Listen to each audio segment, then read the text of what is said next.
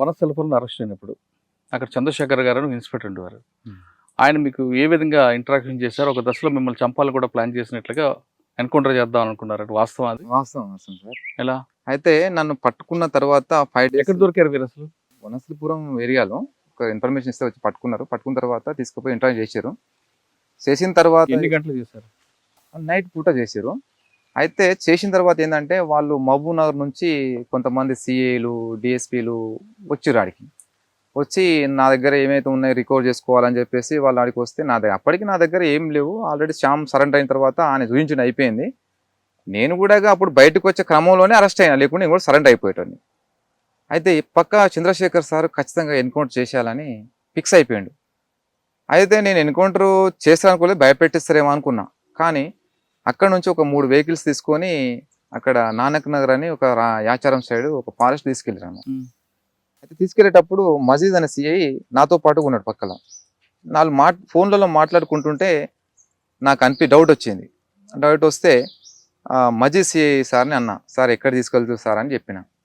ఎక్కడ లేదు, అక్కడ వేరే సార్ ఉన్నాడు, నిన్ను తీసుకురమ్మాడు, చూపించి మళ్ళీ రిటర్న్ తీసుకొస్తున్నాడు. పక్కన కిషన్ ఉన్నాడు, ఇప్పుడు ప్రజెంట్ చేవెళ్ళ డిఎస్పీ, అప్పుడు ఎస్ఐ అని ఉండి సార్ అని భుజం మీద చేయిట్లా పెట్టి, సార్ ఎక్కడ తీసుకెళ్తారు సార్ అన్నా. సార్ చంపకండి సార్ అని చెప్పిన. ఏం లేదమ్మా, అట్లాంటిది ఏం లేదు, చంపడానికి కాదమ్మా, అందరూ వచ్చేసారు బయటకి, నిన్నెందుకు చేస్తారు, నిన్నేం చంపరమ్మా, ఓన్లీ అక్కడ సారు రమ్మన్నాడు, వేరే ఆఫీసరు ఆయనతో తీసుకురమ్మన్నాడు, పోయి మాట్లాడుకొని మళ్ళీ రిటర్న్ రావాలని చెప్పిండు. సరే తీసుకున్న తర్వాత మరి టౌన్గా అంటే ఇక్కడ టౌన్కు అనుకున్నా, కానీ పొలాల పొంటి వెహికల్ వెళ్ళిన తర్వాత మళ్ళీ అక్కడ నుంచి ఫారెస్ట్ ఉంటుంది, చిన్న ఫారెస్ట్. 3 వెహికల్స్ అక్కడ పోయినాయి. అయితే అక్కడ పోయి నన్ను ఎవరిని కనిపించకుండా నా మధ్యలో ఒక 4 నడుచుకుంటూ నా తలకాయ క్యాప్ పెట్టేసి నన్ను ఎవరు గుర్తుపట్టకుండా ఫారెస్ట్ లోపల తీసుకెళ్ళిన తర్వాత వాళ్ళు ఏం చేస్తారంటే వాళ్ళ ఆర్డర్ కోసం వెయిట్ చేస్తారు. నాకు అర్థమైపోయింది, గట్టిగా పట్టుకోరని చెప్తున్నారు. అక్కడ వెపన్ లోడ్ చేసి పెట్టుకో అంటుండు ఎస్ఐకి. ఆల్రెడీ ఏకే లోడ్ చేసి పెట్టుకున్నాడు. ఎవరు? రవీంద్ర ప్రసాద్ అని. ఆర్డర్ ఇచ్చింది ఎవరు? ఆర్డర్ ఇంకా ఇయ్యలేదు, కొట్టాలని. సిఐ, డిఎస్పీ కాంతారావు, చంద్రశేఖర్, తర్వాత మజీద్, తర్వాత కిషన్, వీళ్ళు ఇంకో కొంతమంది, ఇక వేరే వాళ్ళ పేరు నాకు తెలియదు. డీసీపీ కాంతారావు కూడా వచ్చారా? వచ్చారు, ఆడికి స్పాట్ లోకి వచ్చినాడు డీసీపీ కాంతారావు, ఎల్బీ నగర్ ఉండే.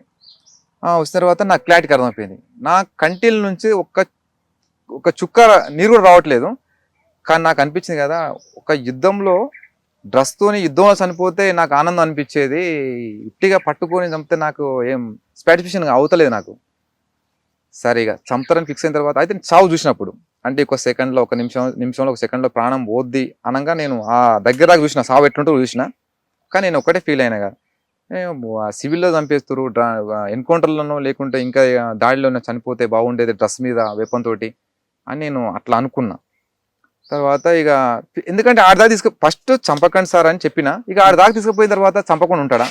ఇక ఎంత మొత్తుకున్నా ఇక వద్దన్నా ఫిక్స్ అయిన తర్వాత ఇక చంపేస్తారు. ఇక అయిపోయిన తర్వాత ఇక ఆలోచించండి, ఖాళీ ఉన్నా గట్టిగా పట్టుకుంటుండే, ఇక అటుకొని దూరం నన్ను చైన్లు పట్టుకొని అటు దూరం దొప్పుతారు అనమాట, కొట్టేస్తారేమో అనుకున్నా. ఇక కొంచెం బాధ అనిపించింది ఒక పక్కన, ఎందుకంటే అప్పటికి ఆ అమ్మని చూడలే ఒక 6-7 సంవత్సరాల నుంచి. సరే కొట్టేస్తారేమో అనుకున్నా, ఇక సైలెంట్గా ఉన్న తర్వాత ఫోన్లు వస్తూ ఉన్నాయి. వస్తే మళ్ళీ ఫారెస్ట్ లోపల తీసుకుపోయిన తర్వాత ఎవరు ఫోన్తో వచ్చిన నా చెవులు మూయమన్నారు. గట్టిగా చెవులు మూస్తే నాకు పక్కన ఏం మాట్లాడుకుంటున్న విషయం కూడా నాకు వినిపించలేదు. తీసిన తర్వాత ఇక చంద్రశేఖర్ సి నన్ను ఎప్పుడు కొట్టాలా, ఎప్పుడు ఫైర్ చేయాలా, ఎప్పుడు చంపాలని చూస్తున్నాను. తర్వాత మళ్ళీ ఫారెస్ట్ నుంచి మళ్ళీ ఆయన నెత్తి గోక్కుంటా సరే పాండి అని చెప్పేసి మళ్ళీ తీసుకొని వస్తున్నాడు. అయితే ఒక కానిస్టేబుల్ అన్నాడు, ఏం కాదు నీకు ఏం చేయరు, ధైర్యంగా ఉండు అని. పాపం ఆ కానిస్టేబుల్ కూడా ఏడ్చింది సార్, ఎందుకంటే కళ్ళలో నీళ్ళు చూసిన. అంటే అక్కడ సిచ్యువేషన్ బట్టి అప్పుడు అనుకున్నా, అరే పోలీసులు కూడా మన మానవత్వం ఉన్న వాళ్ళు ఉంటారు కదా అనుకున్నా. మిగతా వాళ్ళకి ఎవరికి మానవత్వం లేదు. తర్వాత మళ్ళీ ఫోన్ వచ్చింది, మళ్ళీ ఫోన్ రాగానే మళ్ళీ ఫారెస్ట్ తీసుకుపోయారు. నాకు ఇక డైలామ్లో పడ్డా, ఏమైతే పోయిన తర్వాత మళ్ళీ ఏదో ఫోన్ సార్ అని చెప్తూ ఫోన్ రాగా సార్ అని అంటుండు. తర్వాత మళ్ళీ రిటర్న్లో పోస్తుంటే చంద్రశేఖర్ పాప అంటుండే, అంటే ఆపండి అని చెప్పి మరి రిటర్న్ తీసుకురా అంటుండు ఫారెస్ట్లోకి. అక్కడ ఫారెస్ట్ కొంచెం ముందు పొలాలన్నమాట. అట్లా 4 times అట్లా పోవడం రావడం మళ్ళీ లాస్ట్ ఫారెస్ట్ తీసుకుపోయింది. మళ్ళీ లేదు సార్ ఖచ్చితంగా కొట్టాల్సింది సార్, కొట్టేయాలి సార్ అది అని పైన అధికారిని అడుగుతున్నాను. నాకు అర్థమైంది, అక్కడ ఉన్న డీసీపీ, ఏసీపీ, వీళ్ళు సిఏలు, డిఎస్ వీళ్ళే ఉన్నారు. తర్వాత అనుకునే ఇక కానీ వాళ్ళు పైన అధికారి ఎవరో కానీ వద్దని చెప్పినట్టు సార్ అని. అప్పుడు కొత్తకోట శ్రీనివాసరెడ్డి ఐజీగా ఉన్నాడు.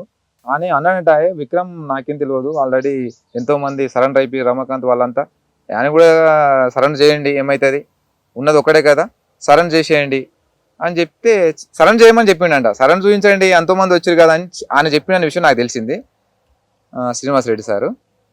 ఇక ఆ చంద్రశేఖర్ సార్ ఏమంటున్నప్పుడు సిఐ నెత్తికోకుండా నీకు నూకలు ఉన్నాయి అంటుండ అనమాట. ఇక నీకు భూమి మీద నూకలు ఉన్నాయా అని చెప్పేసి ఒక దెబ్బ కొట్టిండు. ఇక నీకు కొట్టినా కొట్టకపోయినా ఇక సరే 10 అయినా కొట్టు, ఇక ఏం కాదులే, సంపద అనేది అయితే ఆర్డర్ అయితే వచ్చింది. ఇక అనుకున్న తర్వాత ఇక తీసుకొచ్చి వెహికల్లో తీసుకొచ్చి ఒక 2 days తర్వాత రిమైండ్ చేసి ఈ 2 రోజులు బాగా కొట్టారా? మొత్తం 5 రోజులు కొట్టుకోరు, 5 రోజులు బాగా కొట్టారు. అంటే ఎలాగ 3rd degree లేదా మామూలుగా? సార్ ఎస్ఐ కంటే ఒక పాండ్ అది హనుమంత్ రెడ్డి అని ఒక కానిస్టేబుల్, ఇక రెడ్డి అనే పొగరో మరి ఏమో తెలియదు కానీ ఫస్ట్ నా క్యాస్ట్ అడిగిండు, బీసీ కుర్మా అని చెప్పిన. ఇక మీ పేరు ఏం పేరు సార్ అని అడిగినా, రెడ్డి అని కనిపిస్తలేదా అంటున్నాను అనమాట. అంటే సరే అని చెప్పేసి ఆయన బాగా కొట్టిండు సార్. ఆయన నా చెవులకు ఇక్కడ నుంచి ఈ ఏళ్ళతో కొడిస్తే ఈ చెవులు గోర్లు మొత్తం దిగినాయి లోపల, బాగా నడుల మీద బాగా తన్నిండు. 3rd degree కంటే అంత 3rd degree ఏం కాదు, కాకపోతే లబ్బర్లతో బాగా కొట్టారు. ఇక వాళ్ళు ఎగిరేది ఇష్టం వచ్చినట్టుగా ఎగిరి తన్నడము, అక్కడ వచ్చిన స్పెషల్ పార్టీలతో తనిపేయడము. అక్కడ మిస్ అయ్యారు మీరు. ఇంకొకసారి ఒక ఎస్ఐ మీకు మాట్లాడుతూ ఆయన కూడా వదిలిపెట్టాడు కదా? అవును సార్. అది అయితే ఆ రోజు ఏమైందంటే సార్, ఉడిమిల్లలో మేము ఒక బహిరంగ సభ పెడుతున్నాం, పెట్టాలని పార్టీ తీర్మానము. మేము ఒక 35 మంది కలిసి ఉడిమిల్లకు, అంటే మా సామాన్లు మా కిట్టి బ్యాగులంతా కూడా ఒక దగ్గర పెట్టి ఓన్లీ వెపన్స్ తోటి మాత్రమే గ్రామంలోకి పోయి అక్కడ మొత్తం మేము నినాదాలు ఇచ్చి అక్కడ గ్రామ సెంటర్లో మీటింగ్ జరుగుతుంది. అయితే వచ్చే బస్సులు అంటే మధ్యమడు జాతర బాగా సాగుతుంది, అప్పుడు వెహికల్స్ వస్తూ ఉంటాయి, వాళ్ళందరూ కూడా మీరు ఆపండి జాగ్రత్తగా, ఆపితే అక్కడ వచ్చిన జనాలు కూడా దిగుతారు, వాళ్ళు కూడా మీటింగ్లో అటెండ్ అవుతారు. అటెండ్ అయితే మీటింగ్ కూడా సక్సెస్ అవుతుందని చెప్పేసి చెప్తే సరే అని చెప్పి నేను రోడ్ మీద నేనున్నా, సాగర్ ఇంకొక భాస్కర్ అని కూడా ఉన్నాడు, ముగ్గురు, ఇంకో అరుణ్ అని ఇంకో అతను ఆయన ఎన్నుకొని చనిపోయిన తర్వాత. అయితే చాలా మంది వెహికల్స్ దిగుతున్నారు, లోపలికి పోతున్నారు, నేను మీటింగ్ అటెండ్ అయిన తర్వాత ఏదో ఒక బస్సు వచ్చింది. అయితే వీళ్ళు ఏం చేసినంటే కొంతమంది టీం అయినారు, వాళ్ళ వేరే వాళ్ళతో మాట్లాడుకుంటే వాళ్ళు రోడ్ మీద ఉన్నారు. నేనే బస్సు రాగానే షార్ప్గా ఏం చేసినంటే, ఇక్కడ మీటింగ్ ఉంటే నేను ఇటు సైడ్ వచ్చి నేను బస్ డ్రైవర్ దగ్గర పోయినా, అక్కడ నుంచి బస్సు వస్తుంది కాబట్టి ఇటు సైడ్ పోయి బస్ డ్రైవర్ని అడిగిన అనమాట, లైట్లే ఏమని చెప్పిన. అంటే అన్న పోలీసులు ఉన్నారని చెప్పిండు. అంటే పోలీసులు అని చెప్పలేదు, కానిస్టేబుల్ ఉన్నారని. నాకు కానిస్టేబుల్ ఉన్నారంటే ఒక్కడ ఉన్నాడా, ఎవరు ఎంతమంది అని చెప్పిన. లేదన్నా, అయితే అప్పటికి ఏంటంటే మమ్మల్ని చూసిండు ఎవరు, వెంకటేశ్వర అని అప్పుడు అంబర్బాద్ చేస్తుండే. ఆయన ఏం చేసిండు, లైట్ లేదని చెప్పి లైట్ బటన్స్ దగ్గర వచ్చి వేయడం పెట్టినమాట డ్రైవర్ దగ్గరికి. అంటే లైట్లు వేస్తే కనిపిస్తాం కదా, పోలీసులు కనిపిస్తారు కాబట్టి లైట్లు వేయకుండా వచ్చి ఆడ ఆపిండు. ఇక అక్కడ ప్రజలు ఉంటారు కాబట్టి వాళ్ళు ఫైర్ చేసారు, కానీ ఇక క్రాస్ ఫైర్లో ప్రజలు చనిపోతారని చెప్పేసి చేయనట్టున్నారు.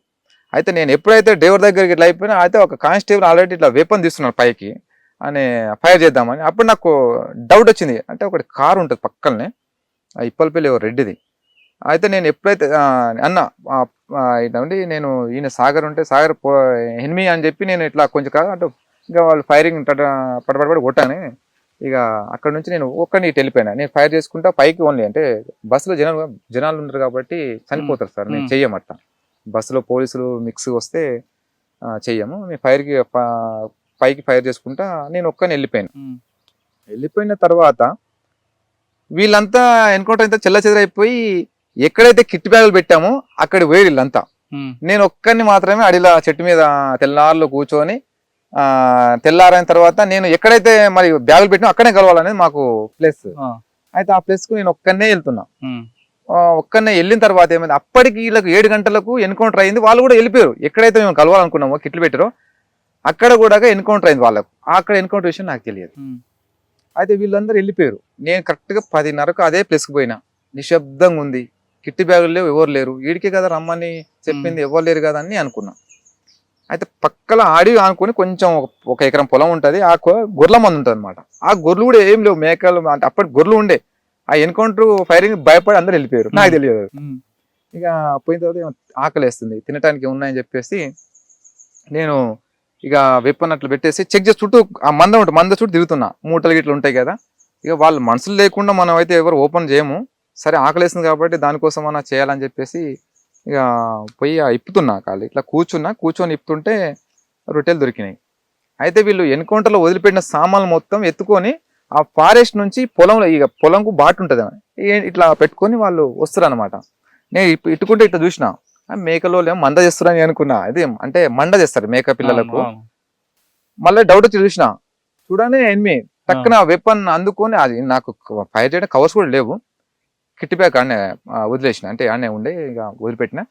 వాళ్ళు ఎంబడే ఫ్యార్లలో అయిపోయారు. ఫ్యార్లలో అయిపోయి వాళ్ళు క్లియర్ కనిపిస్తున్నా వాళ్ళు మొత్తం బ్రష్ లో కొట్టేస్తారు ఫైరింగ్. నేను ఒక 100 అడుగుల దూరం వరకు అట్లే నేను బెండన్లో చాలా షార్ప్గా వచ్చేసి ఫారెస్ట్ లో పడిన తర్వాత 2 అయిపోయినాయి. తర్వాత మళ్ళీ చిట్లంగుంట దగ్గరికి పోయినా. అక్కడ లంబాడ్స్ తింటారు, అక్కడ పార్టీకి బాగా సహకరించే వాళ్ళు. అక్కడ గుట్టలలో పొలాలు ఉంటాయి వాళ్ళకు. అయితే అక్కడి పార్టీ వస్తుంది ఏమైనా అయితే కూడా మళ్ళీ అక్కడ కలవచ్చు. అక్కడ పోయిన తర్వాత సాయంత్రం 3 గంటలకు వెళ్ళినా అక్కడ ఒరినాటు వేస్తారు అందరూ. ఆడ చూసిరు నన్ను చాలా మంది. నేను చెప్పిన అన్నలకు అక్కలకు ఉండి, నేను ఇక్కడ నన్ను చూసినట్టు ఎక్కడ చెప్పకండి అక్క, అన్న మీరు వెళ్ళండి, నేను కూడా వెళ్ళిపోతాను మా వాళ్ళు వస్తే. అంటే సరే అన్న మీరు జాగ్రత్త ఉన్నానన్న, ఎందుకంటే పోలీసు కూడా తిరుగుతున్నారు, చాలా జాగ్రత్త ఉండండి, ఉడిమిల్లా ఇట్లా అయిందంట అని చెప్తే అవును అక్క అని చెప్పినాం. సరే తర్వాత వాళ్ళు వెళ్ళిపోయినా. అయితే ఆ పొలం వ్యక్తి ఒక అతను పాండు అని ఎస్టీ అతను, అక్కడ కొన్ని గొర్రెపిల్లలు ఉన్నాయి, ఆయన అక్కడనే పండుకుంటాడు, ఇంటికి ఏం పోడు. అన్న నేను ఈరోజు ఇక్కడనే ఉంటా నైటు,